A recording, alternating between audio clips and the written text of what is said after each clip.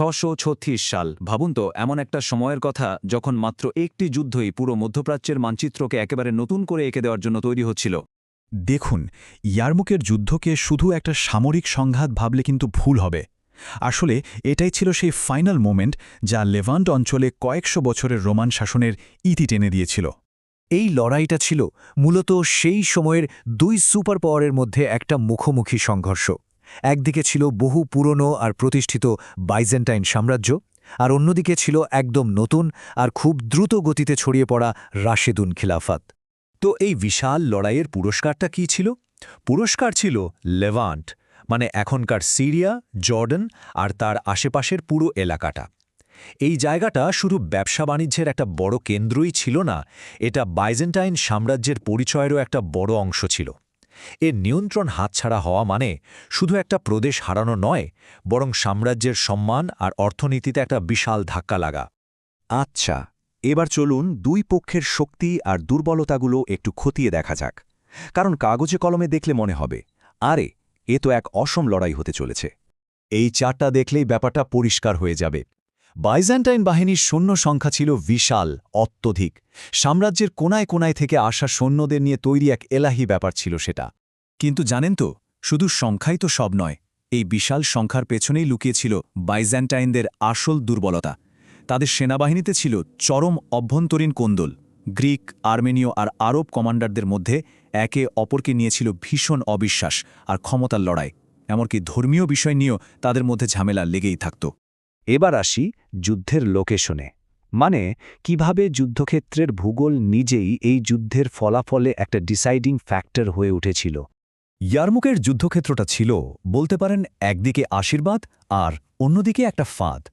এর তিন দিকে ছিল এমন গভীর গিরিখাত যা পার করা প্রায় অসম্ভব, যা স্বাভাবিকভাবেই একটা প্রাকৃতিক ফাঁদ তৈরি করেছিল। আবার এখানকার পানি আর চারণভূমি রাশিদুনদের শক্তিশালী অশ্বারোহী বাহিনীর জন্য ছিল একেবারে আদর্শ।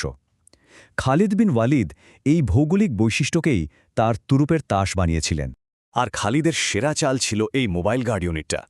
ভাবুন তো, একটা এলিট রিজার্ভ ফোর্স যা যুদ্ধের যে কোনো সময় যে কোনো জায়গায় ঝড়ের বেগে পৌঁছে যেতে পারে। এর নমনীয়তা আর দ্রুত সাড়া দেওয়ার ক্ষমতাই ছিল অবিশ্বাস্য। কিন্তু জয়টা অত সহজে আসেনি। একটা সময় তো মুসলিম বাহিনী প্রায় ভেঙেই পড়েছিল। যুদ্ধের চতুর্থ দিনে বাইজেন্টাইনদের ভয়ঙ্কর তীর বর্ষণে মুসলিমদের ব্যাপক ক্ষয়ক্ষতি হয়। ওই দিনটাকে বলা হয় হারানো চোখের দিন। এখান থেকেই বোঝা যায় লড়াইটা কতটা কঠিন ছিল। ওয়াও, প্রথম 5 দিন তো গেল রক্ষণাত্মক লড়াই করে, কিন্তু ষষ্ঠ দিনে খালিদ ঠিক করলেন এবার আক্রমণ করার পালা। আর এখানেই আসে সেই মাস্টার স্ট্রোক যা যুদ্ধের ইতিহাস বদলে দেয়। ষষ্ঠ দিনে খালিদ যে প্ল্যানটা করলেন সেটা ছিল একই সাথে বুদ্ধিদীপ্ত আর ভয়ঙ্কর দুঃসাহসিক। মোট 4টা ধাপ। প্রথমত, এক বিশাল অশ্বারোহী আক্রমণ করে বাইজেন্টাইনদের অশ্বারোহী বাহিনীকে তাড়িয়ে দেওয়া। দ্বিতীয়ত, তাদের পদাতিক বাহিনীকে একা করে ফেলা। তৃতীয়ত, পালানোর একমাত্র রাস্তা মানে গিরিখাতের ওপরের ব্রিজটা দখল করে নেওয়া, যেটা আগেই গোপনে করা হয়ে গিয়েছিল। আর সবশেষে আটকে পড়া সৈন্যদের গিরিখাতের দিকে ঠেলে দেওয়া।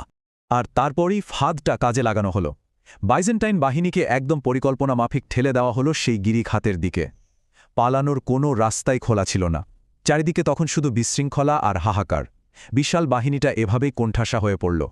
ফলাফল, প্রায় 50,000-এরও বেশি বাইজেন্টাইন সৈন্য হতাহত হল। এটা শুধু একটা বড় পরাজয় ছিল না, এটা ছিল একটা মহা বিপর্যয়, যেখান থেকে ফিরে আসার সম্ভব ছিল না। তো যুদ্ধ তো শেষ হলো, কিন্তু এর প্রভাব, সেটাই তো আসল কথা। চলুন দেখি এই একটা যুদ্ধের পর ঠিক কি ঘটল। এই পরাজয়ের ধাক্কাটা যে কত বড় ছিল তা বোঝা যায় স্বয়ং সম্রাট হেরাক্লিয়াসের নিজের কথাতেই।